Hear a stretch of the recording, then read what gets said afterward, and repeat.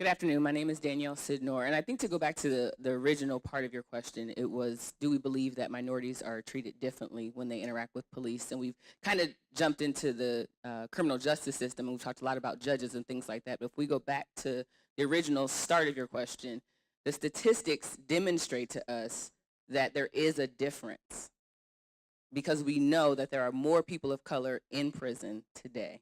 So that means they have to have been arrested. They had to have interacted in the police in some manner. So how do we explain the data? Good afternoon, everyone. I'm Sergeant Charmin Leon with the Cleveland Division of Police. I didn't bring cheerleaders. We all work together. That's the thing. And I'm the officer in charge of recruitment, attraction and recruitment and hiring of police, fire, and EMS. Do we treat people differently? Yes, we do. Okay, and it's because no one who is born and raised in the United States of America is free from implicit bias. There is a black race crime relation that has been proven by research for over 60 years. It's not new. It is true, it is real. So what we have to do is first acknowledge it. Thank you, young person who we love so much, right?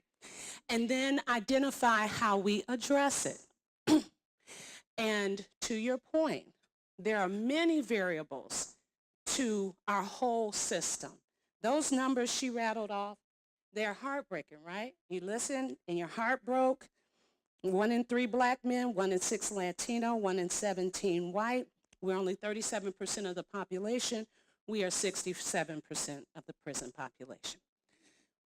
So the chief, when he assigned me to personnel, we started vetting for a new entry-level exam, one that would screen for the skill sets necessary to effectively execute community policing, because you can't get the right behavior from the wrong people. So you have to have folks, and what we say, we go around now to the beauty and barbershops, because when we say we want more women and minorities, because we're looking to have officers who won't, maybe those biases are reduced, but mind you, the research bears out the black folks have the biases too. We have the same biases, okay? So when we say we want more women and minorities, it's not just for the sake of having women and minorities. It's because we know that it brings a different skill set, right? We recruit in our community. So it's not a foreign concept for you to be a community police officer. Why? Because it's your community. It's where you're from. It's the people you love. Or you all, I'm a First 48 junkie, and people say, you work it, you still watch it? I can't help it. And I watch it and my heart breaks, because I see detectives, when they're coming into homicides to solve them, go right to the next door neighbor, go right to the person outside. What did you see? Like they're going to talk to them right now, right? That is crazy. And so one day I'm watching it, and a officer, and if I'm going to keep telling this story, I got to remember his name, from Atlanta, detective, white male, did not do that, made them turn the camera off while he went and talked to, I have responded to a call to a young lady who was on First 48 that started getting death threats because they did not protect her identity.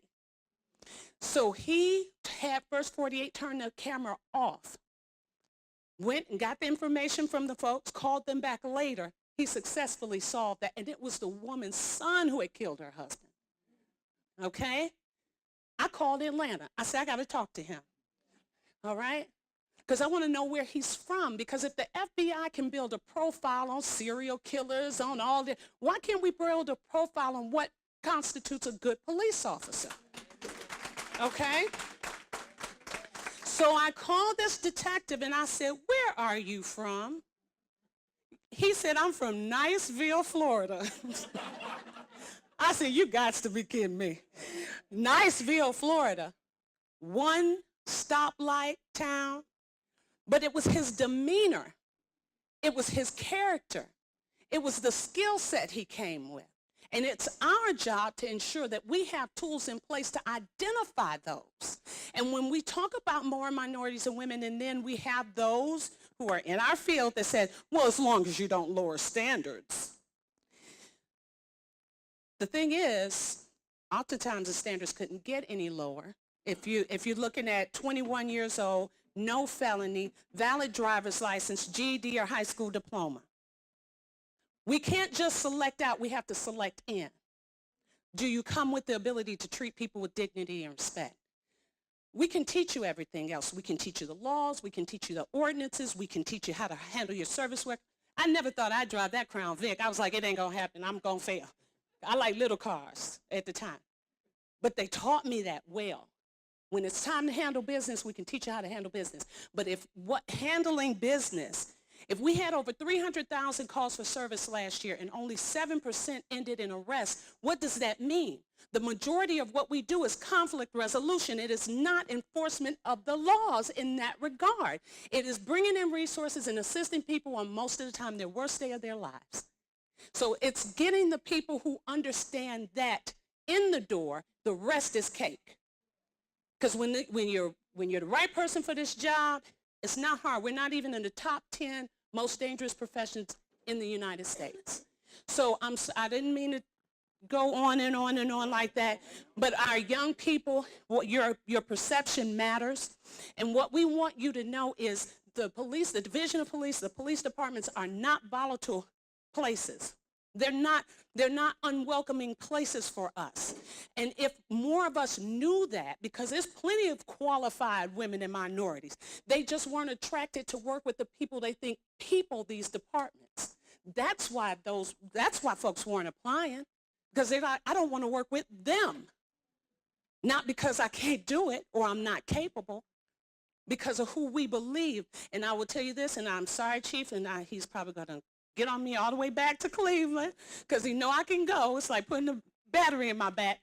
But,